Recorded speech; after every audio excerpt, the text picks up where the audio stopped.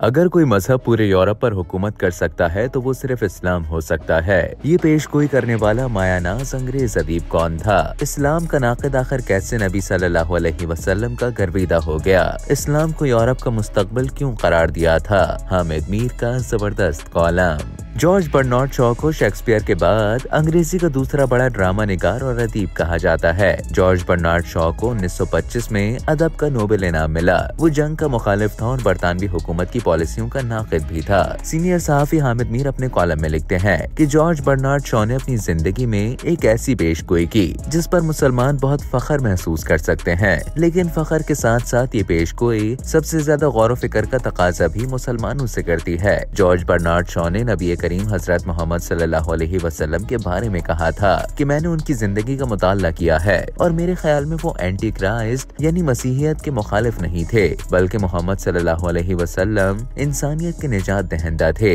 George Bernard Shaw ने ये पेशगोई की कि आइंदा 100 बरसों में अगर कोई मजहब बरतानिया बल्कि पूरे यूरोप पर हुकूमत कर सकता है तो वो सिर्फ इस्लाम हो सकता है। बर्नार्ड शॉ इब्तिदा में इस्लाम का नाक़िद था। 1935 में कीनिया के शहर मंबासा में उसकी मुलाकात हिंदुस्तान के मारूफ आलिम दीन मौलाना अब्दुल अलीम सिद्दीकी से हुई। उस मुलाकात में सलीबी जंगों पर गुफ्तगू के दौरान बर्नार्ड शॉ ने कहा कि क्या दुरुस्त नहीं कि इस्लाम तलवार के जोर पर फैला? मौलाना अब्दुल अलीम सिद्दीकी ने बताया, कुरान मजीद में वाज़ेह हुक्म है कि दीन में जबर नहीं। नबी करीम हजरत मोहम्मद सल्लल्लाहु अलैहि वसल्लम की तालीमात वही है जो हजरत इब्राहिम अलैहिस्सलाम से हजरत ईसा अलैहिस्सलाम तक सभी अंबिया को बताई और सिखलाई गयी, लेकिन जब उन तालीमात को कुछ पैरोकारों ने अपनी जाती मफाद के लिए मस्क करना शुरू कर दिया तो फिर आखिरी नबी सल्लल्लाहु अलैहि वसल्लम के जरिए कुरान पाक की सूरह शूरा में कहा गया कि अल्लाह ने तुम्हारे लिए दीन का वही रास्ता मुकर्रर किया है जिसे इख्तियार करने का हुक्म हमने नूह को दिया था और जिसकी ए नबी सल्लल्लाहु अलैहि वसल्लम हमने तुम्हारी तरफ वही भेजी और जिसका इब्राहिम, मूसा और ईसा को हुक्म था।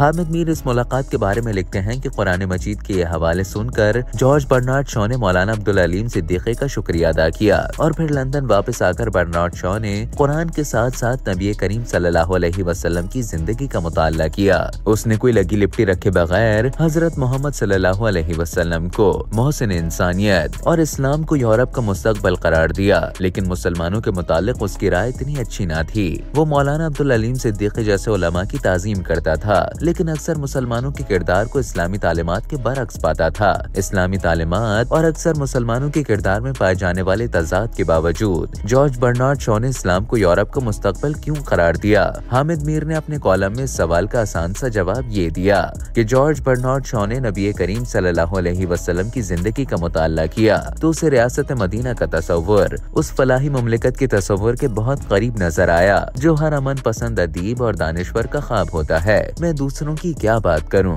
इसके बाद हामिद मीर ने मुसलमानों बिलखुसूस पाकिस्तान के हुक्मरानों और अवाम के अमाल पर नुक्ताचीनी करते हुए लिखा कि जब अपने आप पर नजर डालता हूँ तो खुद को बड़ा खुशकिस्मत पाता हूँ कि मैं एक मुसलमान घराने में पैदा हुआ, लेकिन जब अपने किरदार और अमल का जायजा लेता हूँ तो कमजोरियाँ ही कमजोरियाँ नजर आती हैं। मेरे प्यारे नबी सल्लल्लाहु अलैहि वसल्लम ने फरमाया था कि जाबिर सुल्तान के सामने कलमा हक कहना बेहतरीन जिहाद है। ये हदीस मुझ जैसे मुसलमानों को अच्छी तो बहुत लगती है, लेकिन हम में से कितने हैं जो जाबिर सुल्तान के सामने कलमा हक कहने की जुर्रत रखते हैं? जाबिर सुल्तान तो दूर की बात, हम अपने बॉस के सामने सच नहीं बोलते बल्कि छोटे छोटे मफाद के लिए झूठ बोलते रहते हैं, जबकि कुरान में झूठ को सख्त नापसंद किया गया है। तो जैसे अवाम वैसे हुक्मरान। हामिद मीर लिखते हैं कि अवाम एक दूसरे से झूठ बोलते हैं और हुक्मरान अवाम से झूठ बोलते हैं। हमारी अदालतों के जज अपने फैसलों में कुरानी आयात के हवाले देते हैं, लेकिन किरदार ये है कि अक्सर जजों की अदालत में मुकदमा शुरू होने से पहले ही फैसले का अंदाजा लगा लिया जाता है।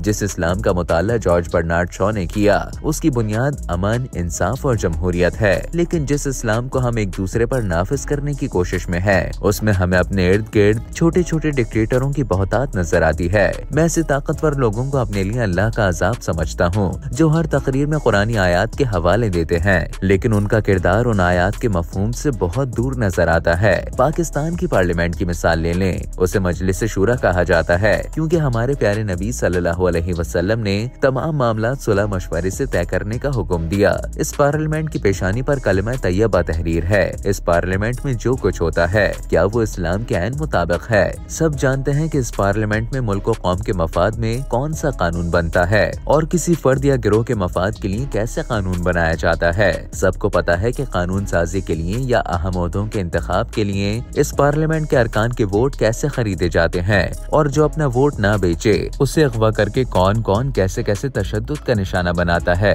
सितम ज़रीफी देखिए कि अपनी जाती इख्तिदार को दवाम बख्शने के लिए अरकान पार्लियामेंट के वोटों की खरीदो फरोख्त करने वाले हुक्मरान हर साल 12 रबीउल अव्वल को सीरत कॉन्फ्रेंसों में खिताब करते हैं और हम जैसे गुनाहगारों से तवक्को करते हैं कि हम उन्हें इस्लाम का सिपाही करार देकर उनकी मुनाफिकाना सियासत की हिमायत करें। हम सब भूल जाते हैं कि हमने अल्लाह ताला को जान भी देनी है और फिर हमारा हिसाब किताब भी होना है। क्या हमारे किरदार को देखकर कोई गैर मुस्लिम इस्लाम कबूल करेगा? बिल्कुल नहीं। यूरोप में इस्लाम इसलिए फैल रहा है कि वहाँ इल्म फिक्र पर पहरे नहीं बिठाए जाते, आजादी इजहार पर वैसी कदगनी नहीं लगाई जाती जैसी पाकिस्तान, बांग्लादेश, तुर्की, इंडोनेशिया और मलेशिया जैसे ममालिक में लगाई जाती हैं, जहां जमहूरियत के नाम पर आमरियत कायम करने का काम पार्लियामेंट से लिया जाता है। हामिद मीर के बकौल यूरोप में इस्लाम इसलिए फैल रहा है कि नबी करीम सल्लल्लाहु अलैहि वसल्लम ने अपने आखिरी खुतबे में फरमाया था कि खबरदार, न किसी अरबी को किसी अजमी पर कोई फजीलत हासिल है,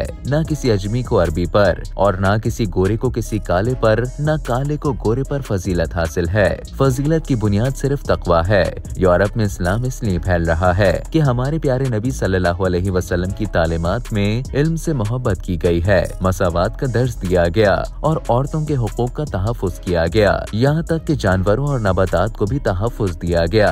आज यूरोप में मुसलमानों को जो हुकूक हासिल हैं, क्या हमने वो हुकूक गैर मुस्लिमों को दिए हैं? रियासत मदीना में मुसलमानों और गैर मुस्लिमों के लिए इंसाफ बराबर था। मुझे ये कहने की इजाजत दीजिए कि इस्लाम तो तेजी से आगे बढ़ रहा है, लेकिन हम जैसे पैदाइशी मुसलमान पीछे रह गए हैं। फलस्तीन में जो जुल्म हुआ उस पर भी यूरोप में ज्यादा बड़े जुलूस निकाले गए, जबकि पैदाइशी मुसलमानों के इब्नुल वक्त हुक्मरान गोल मोल तकरीरों से काम चलाते रहे। हामिद मीर ने इन सत्रों से अपने कॉलम का इख्तिताम किया कि 12 रबीउल अव्वल खातिमुल अंबिया हजरत मोहम्मद सल्लल्लाहु अलैहि वसल्लम का यौम विलादत है। इस दिन तकारीर भी करें, बड़ी बड़ी मजालिस का इनेकाद भी करें, लेकिन प्यारे नबी सल्लल्लाहु अलैहि वसल्लम की पैरवी में हुकूकुल इबाद का भी ख्याल रखें। वो हुकूकुल इबाद जिनके तहफ़्फ़ुज़ ने जॉर्ज बर्नार्ड शॉ को हमारे नबी सल्लल्लाहु अलैहि वसल्लम का गर्विदा बनाया।